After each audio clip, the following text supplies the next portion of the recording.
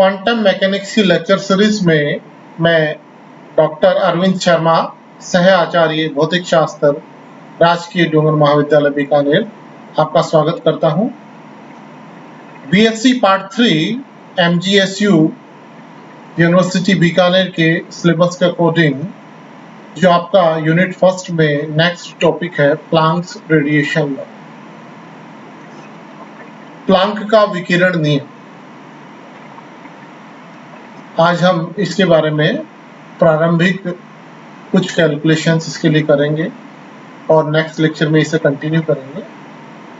Planck ने 1900 के अंत में अपना यह सिद्धांत दिया था और प्लांक ने अपना नियम और सिद्धांत कृष्णिका विकिरणों के जो प्रायोगिक परिणाम थे उनको एक्सप्लेन करने हेतु या अर्थात उनकी व्याख्या करने हेतु दिया था।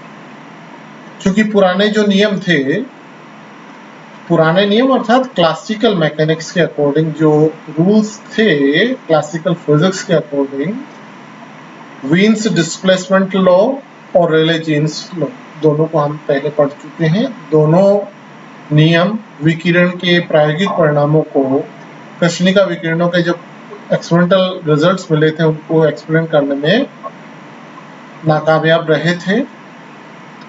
प्लांक ने विद्युत चुंबकीय दोलित्र की प्रकृति के बारे में नए विचार, इलेक्ट्रोमैग्नेटिक ऑसिलेटर के बारे में विशेष तरह के कंसेप्ट जो है उसको लेके चले और इस सिद्धांत को क्वांटम सिद्धांत का प्रारंभ माना गया या उसकी नींव मानी गई।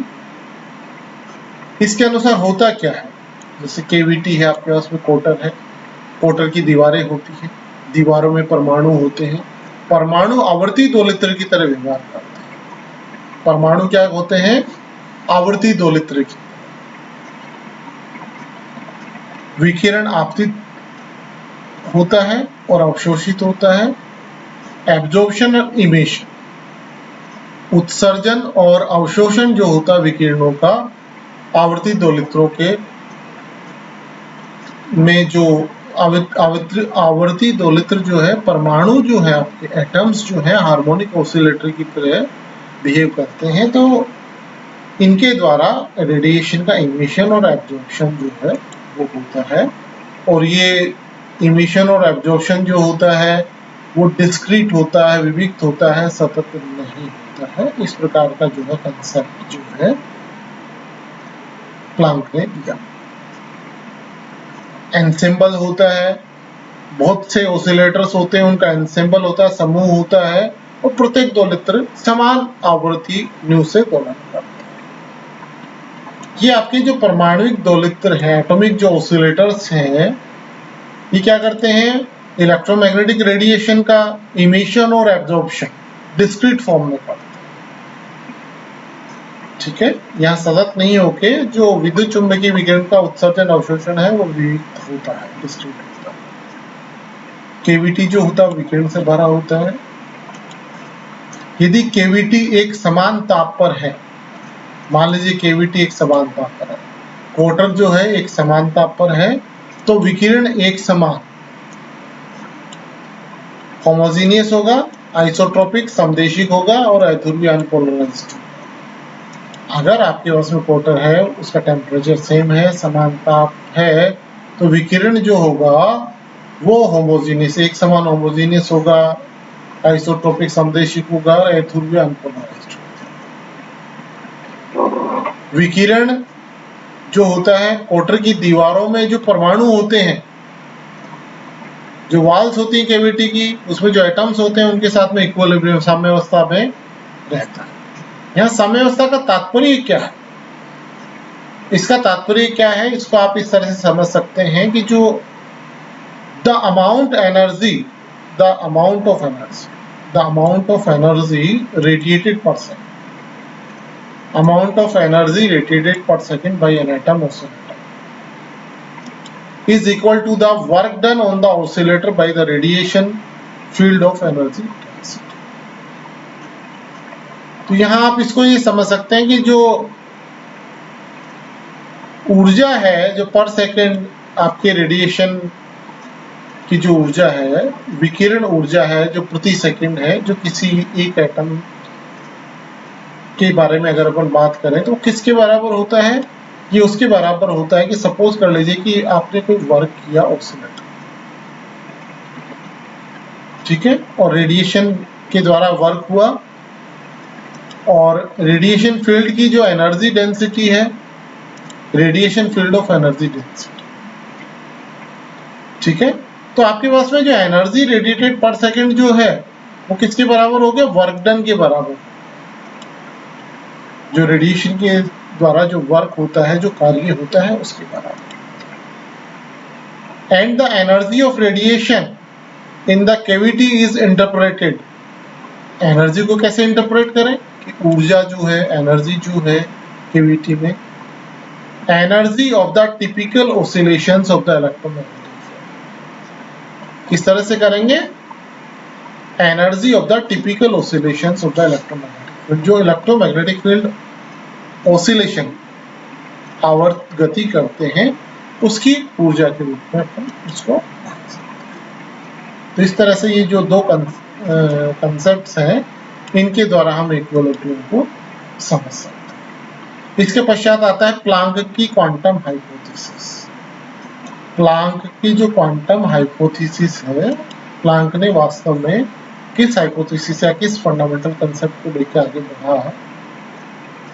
तो प्लांक ने क्या बताया था कि विकिरण ऊर्जा का उत्सर्जन, विकिरण ऊर्जा रेडिएशन एनर्जी है, इसका इमिशन और एब्जॉर्प्शन जो है विद्युत चुंबकीय परमाणुविक दोलित्र इलेक्ट्रोमैग्नेटिक एटॉमिक ऑसिलेटर्स के द्वारा होता है। जो कैविटी में दीवार में जो एटम्स हैं वो ऑसिलेट करते हैं, उसके अकॉर्डिंग उत्सर्जन और अवशोषण होता है विकिरणों का।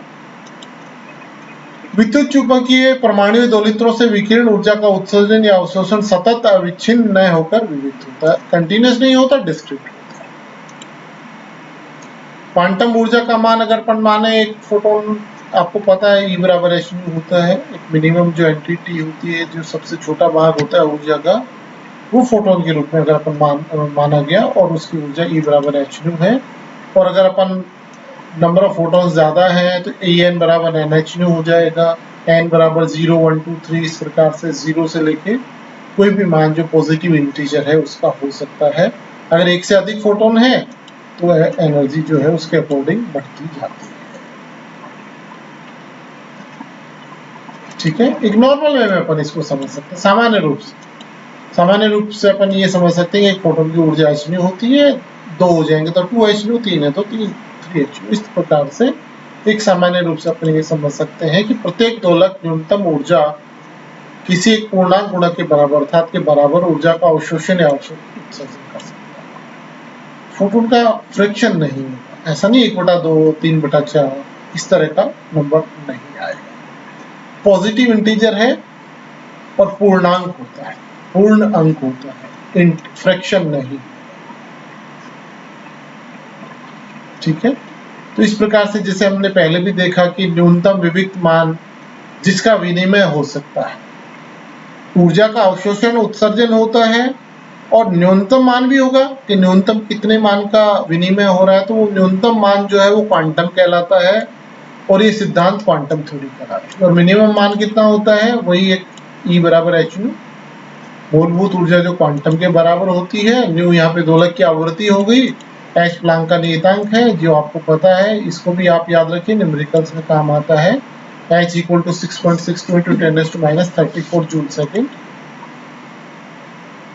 अब आता है कि एवरेज एनर्जी जो है प्लांक ने किस प्रकार से कैलकुलेट की। एवरेज एनर्जी जो है उसका कैलकुलेशन किस प्रकार से किया गया और उसका मान कितना आता है। प्लांक दोलित्र की औसत ऊर्जा, माना कि आवर्ती दोलक जो है एक एंसेंबल होता है, एक समूह होता है, एंसेंबल है, आवर्ती दोलकों का एक एंसेंबल है, उसमें प्रत्येक दोलक जो है एक समान आवृत्ति से न्यू से दोलन कर रहे हैं। कृष्णिका से उत्सर्जित विकिरण की ऊर्जा की गणना हेतु मैक्सवेल बोल्ट्जमान सांख्यिकी का उपयोग प्लांक द्वारा लिया गया। कृष्णिका से जो उत्सर्जित होती है विकिरण, ठीक है, तो वो उत्सर्जन और इमिशन कैसे हुआ, मैक्सवेल बोल्ट्जमान सांख्यिकी एमबी स्टैटिस्टिक्स का उपयोग किया गया। ठीक है, तो कृष्णिका से उत्सर्जित विकिरण की ऊर्जा की कैलकुलेशन हमें करनी है। इसमें उपयोग किसका लिया गया, मैक्सवेल बोल्ट्जमान सांख्यिकी का उपयोग लिया गया। इसके अनुसार प्लांक ने माना कि नियत ताप T पर, अगर ताप आपका नियत है तो उस नियत ताप पर यदि आपके पास में NH ऊर्जा वाले दोलक है, NH ऊर्जा के दोलक है, तो उनकी संख्या जो होगी वो बोल्ट्जमान फैक्टर के समानुपाती होती है। और बोल्ट्जमान गुणक या बोल्ट्जमान फैक्टर जो होता है exponential -En/kT, exponential power -En/kT के समानुपाती होती है, जहाँ के बोल्ट्जमान नियतांक है। और अगर अपन समानुपाती के स्थान पे अगर कांस्टेंट ले लेंगे तो नियत ताप अगर T है और विविक्त ऊर्जा के मान जो NH वाले दोलकों की संख्या है, ये एमबी स्टैटिस्टिक्स के हिसाब से अगर हम यहाँ देखें, जो फॉर्मूला हमें डायरेक्ट लेना है, जो कैलकुलेशन की गई थी प्लांक के द्वारा, उससे हम यहाँ डायरेक्ट ले रहे हैं NN = A एक्सपोनेंशियल -NH/kT। हमने क्या किया, यहाँ En के स्थान पे NH/NH2 यहाँ पे अपने लिया है। तो इस प्रकार से जो NH ऊर्जा वाले दोलकों की संख्या जो है वो NN = A एक्सपोनेंशियल -NH/kT। अब यहाँ हम ये देख सकते हैं NH ऊर्जा वाले दोलकों की कुल ऊर्जा कितनी हो जाएगी। एक जो दोलित्र है उसकी ऊर्जा NH है और दोलकों की संख्या कितनी है, NN है। तो NH को अगर अपन उस संख्या NN से गुणा कर दें तो हमारे पास में NH ऊर्जा वाले दोलकों की कुल ऊर्जा आ जाए, NH ऊर्जा वाले। अब हम चाहते हैं कि कृष्णिका में जितने भी दोलक हैं उन सबकी ऊर्जाओं का योग चाहिए हमें। कृष्णिका में जितने भी दोलक हैं उन सभी की ऊर्जाओं का योग टोटल हमें चाहिए। तो क्या करेंगे, इसको समेशन, नॉर्मली अपन फिजिक्स और केमिस्ट्री में समेशन करते हैं, n = 0 से लेके n = ∞ ले लेते हैं। और ये जो आपके पास में ये है ऊर्जा, इसका सम हो जाएगा यहाँ पे E1 + E2 + E3। इस प्रकार से समेशन NH NN जो है वो कुल ऊर्जा आ गई दोलकों की कृष्णिका। तथा कृष्णिका में दोलकों की कुल संख्या में क्या करेंगे, NN जो है उसका समेशन कर दो, n = 0 से ∞ तक N1 + N2 N0 + N1 + N2, अर्थात n = 0 से लेके ∞ तक इसका सम हो जाएगा। अब देखिए औसत ऊर्जा क्या होगी, दोलकों की जो कुल ऊर्जा है उसमें दोलकों की कुल संख्या का अगर अपन भाग दे दें तो औसत ऊर्जा आ जाएगी, जो नॉर्मली औसत निकालते हैं। तो एवरेज एनर्जी E = ET/NT, ये बराबर हो जाएगा summation n = 0 to n = infinity NH NN upon summation n = 0 to n = infinity n। समीकरण 1 से NN का मान, यहाँ NN का मान अपने पास में था ये वाला, ये मान समीकरण 2 में रखने पे हमारे पास में समीकरण आ जाएगी। एवरेज एनर्जी बराबर summation n = 0 n = infinity NH exponential -NH/kT upon summation exponential -NH/kT। अब इसको सॉल्व करते हैं, तो सॉल्व करने के लिए मान लिया h/kT = x। अगर h/kT = x लेते हैं तो देखिए इसको ऊपर नीचे kT से मल्टीप्लाई कर दो, यहाँ ऊपर नीचे kT से मल्टीप्लाई कर लेते हैं तो h/kT तो x हो गया, तो ये वाली टर्म तो x हो गई, तो nx और kT बाहर आ गया। चूंकि यहाँ पे h/kT चाहिए था, अपॉन kT चाहिए, तो kT का बाहर मल्टीप्लिकेशन यहाँ हो गया, तो ये kT बाहर आ गया और ये हो गया nx, और अंदर वाले टर्म तो इजीली nx होगी, ये nx है। इसी प्रकार से नीचे वाले भी टर्म nx होगी। तो इस प्रकार से आपके पास में चूंकि x जो है x समेशन के बाहर आ सकता है, वेरिएबल नहीं है, तो एवरेज एनर्जी x kT बराबर summation n e⁻⁻nx upon summation e⁻⁻nx। यहाँ ये देखिए कि अगर इस पार्ट को देखिए, ये ज्योमेट्रिक से देखिए, summation e⁻⁻nx 1 + e⁻⁻x + e⁻²x + e⁻3x + 4। और ये हो जाएगा equal to 1/1 minus e raise to minus e, 1/1 minus e raise to minus x. Geometric series में जैसे अपने समीशन करते हैं उस फॉर्मूले से अगर अपन देखें तो आपके पास में जो फैक्टर है जिससे चेंज हो रहा है ई रेज टू माइनस एक्स जो आर होता है, तो इनफाइनाइट अगर सीरीज है तो 1/1 माइनस आर हो जाएगा। तो इस तरह से ये 1/1 minus e raise to minus x जो है इसका समेशन आ जाता है। इसी प्रकार से अगर आप ये समेशन ले इसका, तो ये किसके बराबर आ जाता है? तो इसको अपन ये देख सकते हैं कि आपके पास में जो है ये डिफरेंशिएशन ऑफ दिस, इसका डिफरेंशिएशन करेंगे तो किसके बराबर आता है?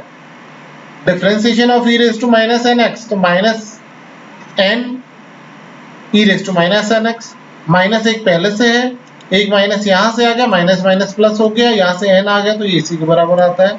तो ये टर्म किसके बराबर है? ये टर्म इसके बराबर है। अब क्या करेंगे अपन, यहाँ पर ये मान रख देंगे और इसको डिफरेंशिएट कर लेंगे, इससे मान आ जाएगा, क्योंकि हमें यही मान चाहिए। नीचे तो आपके पास फैक्टर ये है और ऊपर वाला फैक्टर ये है, इन दोनों का मान अपन ने निकाला है, इनको यहाँ पुट कर दीजिए।